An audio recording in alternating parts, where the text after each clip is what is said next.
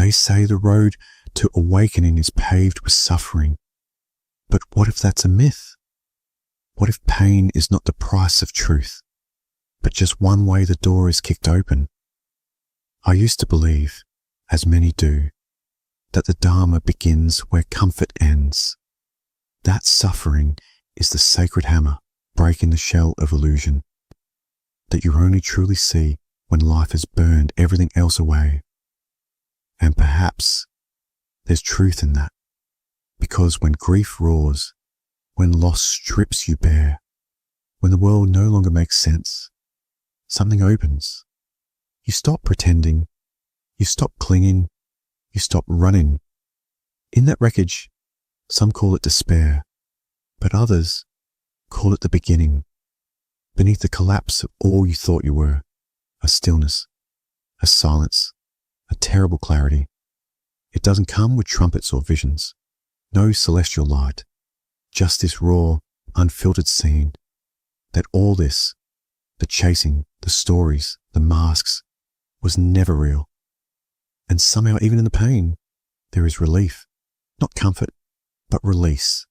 The Buddha himself began this way, not in joy, not in triumph, but in the shattering shock of seeing sickness, old age, death. The illusions fell apart, the palace became a prison, and the journey began.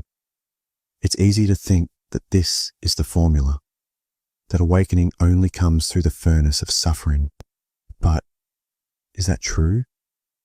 Or is it just that pain is louder than peace? That anguish shouts while serenity whispers? Because I've seen something else.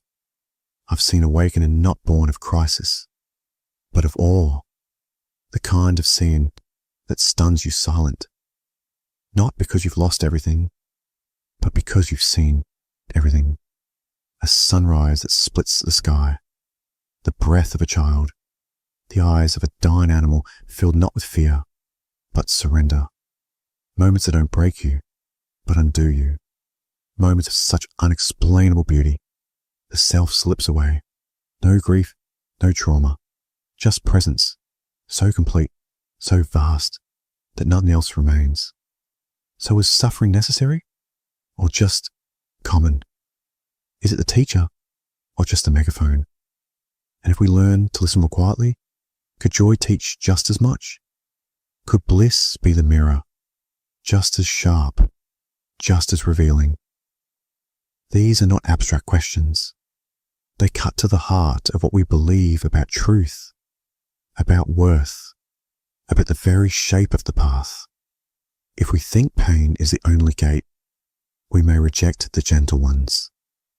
If we think agony is the price, we may ignore the grace that was already enough.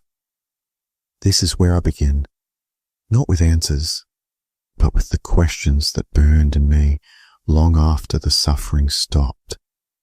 Because if awakening is only for the broken, then what of the whole? And if joy is not allowed to wake us, then what kind of freedom have we truly found? Somewhere along the way, we stopped just noticing pain and started worshipping it. Not openly, of course.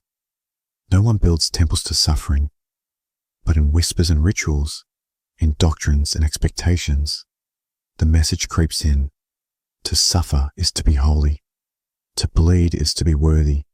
To awaken, you must first break. You see it in old sutras, where the Buddha fasts till near death, and only after collapsing realizes the futility of extremes. You see it in ascetics who sleep on beds of nails, walk barefoot across deserts, or stand motionless for years to burn off karma. You hear it in the phrases we repeat: life is suffering, no mud, no lotus. The pain is the teacher. And yes, sometimes that's true, but sometimes it becomes a trap, because suffering, if misunderstood, becomes identity, a badge, a story, a strange kind of comfort. And in spiritual circles, it can even become currency. The more trauma, the more scars, the more you've earned your seat on the cushion. But here's the danger. When we glorify suffering, we may start to seek it, not consciously, but subtly. We may reject joy as shallow, dismiss ease as naive. We may even sabotage peace because it doesn't feel spiritual enough. And slowly, we build a new prison, this time gilded with noble pain. This isn't just modern. In many traditions, pain is purity, from Christian martyrs to Tibetan yogis in freezing caves. The deeper the agony, the closer to God. But is it Dharma, or just an inherited obsession? Did the Buddha come to free us from suffering, or to make us better at enduring it? There is a subtle violence in demanding pain from seekers, in saying, until you suffer like me, you haven't truly awakened. It breeds comparison, spiritual elitism, a war of wounds, and worst of all, it blinds us to the quiet awakenings happening in soft places. Yes, pain can awaken, but it doesn't own the monopoly on truth. The ocean doesn't only reflect the storm, it also reveals itself in stillness. So perhaps the question is not, is suffering required? But rather, have we made it a god? And if so, are we brave enough to step off the altar? We rarely trust joy. We enjoy it, yes, but trust it. Let it lead us. Let it reshape us. Number joy is the weekend, the dessert, the reward after the real work is done. But what if we're wrong? There are moments so beautiful, they stop the mind, not through trauma, but wonder. The first breath of a newborn, the hush of snowfall, the stillness before dawn breaks, the eyes of someone who loves you without condition. These moments don't scream, they hum, they don't tear you apart, they gather you. And if you truly surrender to them, the ego dissolves just as surely as in grief. But our minds resist. This can't be it. It's too easy. I haven't earned it. We want to struggle. We want to bleed. Because we've been taught that only through trial comes transformation. We forget flowers open without breaking. Sunlight reveals as powerfully as fire. In Buddhist texts, there is a word, peti. It means rapture, a joy so deep it becomes its own meditation. Not pleasure, not indulgence, but a serenity so vast it silences thought. The Buddha spoke of it, not as a distraction, but as a stage on the path. Think of that. In the middle of a world obsessed with pain, he pointed to joy as a doorway. Poitios arises in deep meditation. In moments of complete absorption, it isn't pursued. It arises when the noise fades. And when it comes, you do not want, you do not fear. You simply are. Is this not awakening? Perhaps we've confused effort with insight, sacrifice with surrender. We believe the path must be steep, that only through hardship can we ascend. But what if the climb was never required? What if we've walked past 1,000 silent gates, too gentle for our pain-trained eyes to see? There's a quiet revolution happening in the hearts of those who let joy guide them.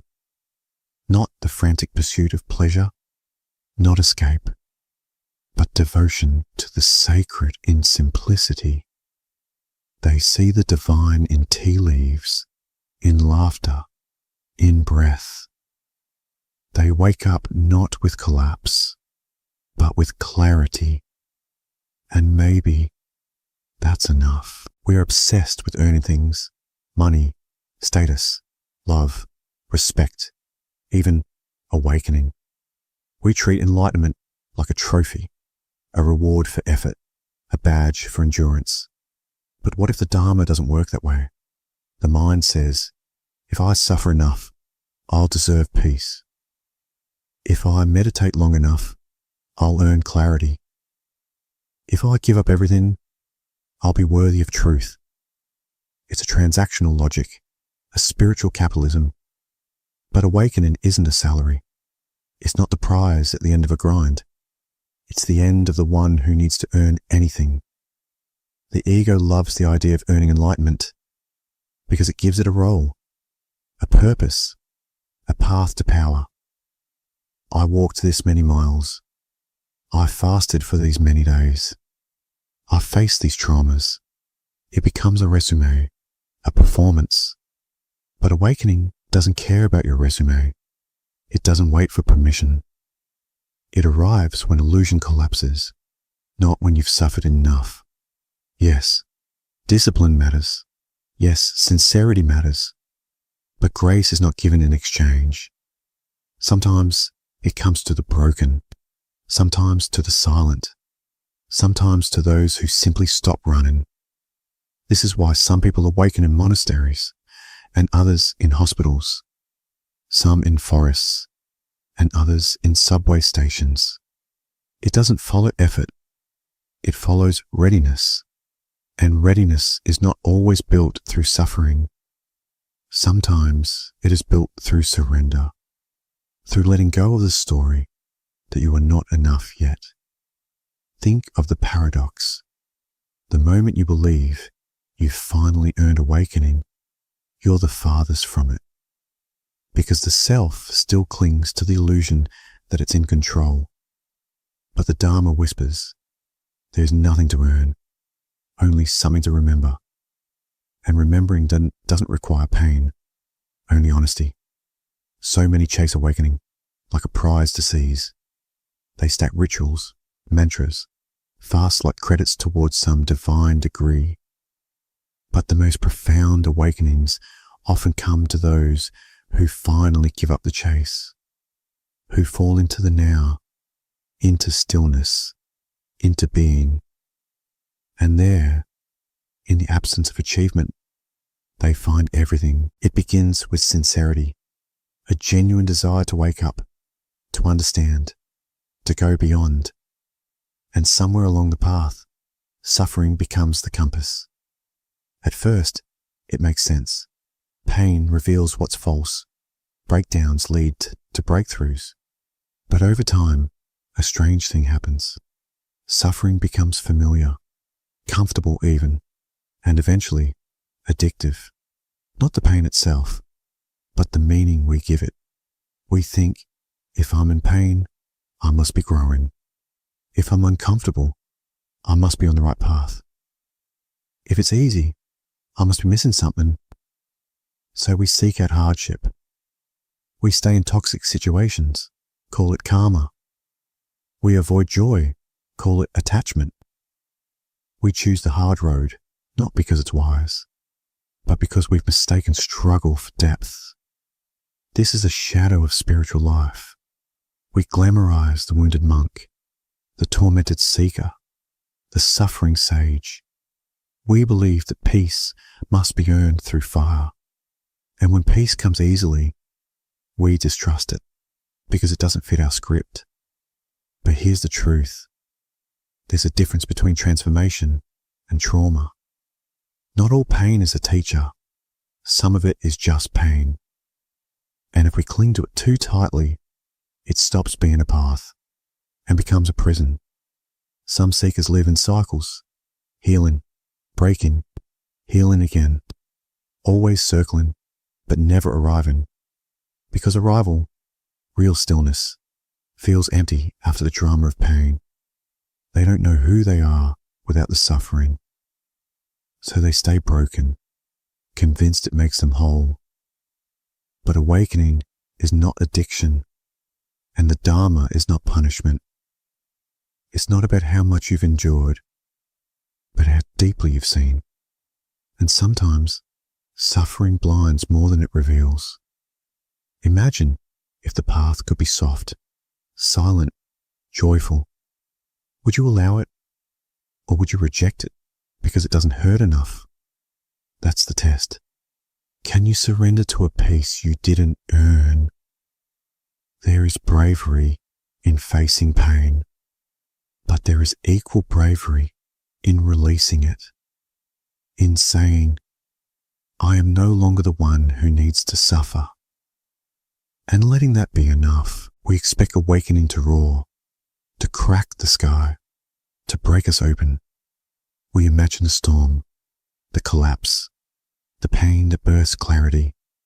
But what if awakening comes not with thunder, but with stillness? What if the most profound shifts arrive in complete silence? Some people awaken not because they suffered, but because they listened. They didn't break. They softened. They didn't fall apart. They fell inward into a quiet so vast it swallowed every false self they had ever worn. This kind of awakening has no drama, no grand stories, no trauma to retell. It happens in the space between thoughts, in the pause between breaths, in the exhale you didn't even know you were holding. It is the path of subtlety, of those who sit, not to escape, but to see. But here's the paradox. Because it doesn't hurt, we often overlook it. We don't trust it. We think, if this is truth, why doesn't it feel like a crisis? But the ego wants noise. It wants fireworks. It wants to be shattered so it can rebuild itself. Stillness offers no such drama. It doesn't destroy the ego. It makes it irrelevant. This is why many miss their own awakening. It doesn't match the stories. It doesn't feel like enlightenment, but it is. Because in that stillness, there's no one left to chase awakening. No goal, no hunger, only presence. Some monks sit for years just to taste this stillness, not because it's earned, but because the mind is noisy. But others touch it in a single moment, in nature, in love, in art, in letting go. They don't realize what's happened. Only later does the insight bloom. Awakening doesn't need crisis. It needs space. It needs honesty. It needs surrender. And in the stillest of minds, where even the idea of suffering has vanished, it flowers. Quietly, completely, unapologetically. So ask yourself, are you listening for awakening? Or only watching for it to explode? Because if you wait for the storm, you might miss the sunrise. We love the idea of a single path. One map, one method, one right way. It comforts us, simplifies the chaos, tells us we're doing it correctly. But awakening doesn't follow blueprints. It erupts in monks and in mothers, in poets, painters, prisoners, and perfectly average people who never picked up a scripture. The Buddha's path was not meant to be a cage. He gave a raft, not a religion, but we turned it into a boat club, insisting our vessel is the only one that floats. We argue schools, sutras, sects, as if truth is bound by language, as if liberation is copyrighted. Some awaken through stillness, others through movement, some through grief, others through love, some by sitting in silence, others by plunging into chaos. There are people who've never heard the word Dharma, who live it more fully than some lifelong practitioners. This doesn't make the path meaningless. It makes it merciful. The Dharma meets us where we are, in the mud, in the marketplace, in the mess. It doesn't demand robes or rituals. It asks only for presence, but many cling to the myth of one true path. Why? Because if only one path exists, we can compare, we can judge, we can feel ahead of others. It becomes another ego trap. We forget that the finger pointing to the moon isn't the moon, and arguing over the finger means we miss the sky. True wisdom is humble. It doesn't need to be right. It just wants to be free. And freedom doesn't ask, what lineage are you from? It asks, are you awake, here now? So if your awakening doesn't look like the stories, good. That means it's yours. And if it came through joy, not pain, through silence, not scriptures, through presence, not pilgrimage, then maybe you didn't fail the path. Maybe you are finally walking it. We chase awakening like it's somewhere else. some future version of ourselves, some mountaintop moment. We imagine the perfect retreat, the perfect teacher, the perfect practice that will finally deliver us. But what if the truth has never been hidden? What if awakening has always been right here? Not something to find, but something to stop resisting. Not something we earn, but something we notice when we stop trying to deserve it. Not the end of a journey, but the moment we realize there was no journey. The Buddha never became enlightened. He remembered. He stopped running. He saw what was always true, and then he laughed, because it was so simple, so immediate, so free. We expect fireworks, but truth often arrives like a feather landing on your hand. We miss it because it's too gentle, too quiet, too obvious. Awakening isn't a destination. It's the falling away of the one who needs to arrive. It's not becoming something new. It's realizing you were never what you thought. Look around. This breath, this silence, this awareness reading these words is not on the path. It is the path. So maybe the question is not, can awakening happen without suffering? But rather, can you awaken without expecting it to feel dramatic? Can you allow it to be simple, to be quiet, to be now? The suffering was never the gate. It was the knocking, but the door was never locked. It never even had to be opened. You were already inside.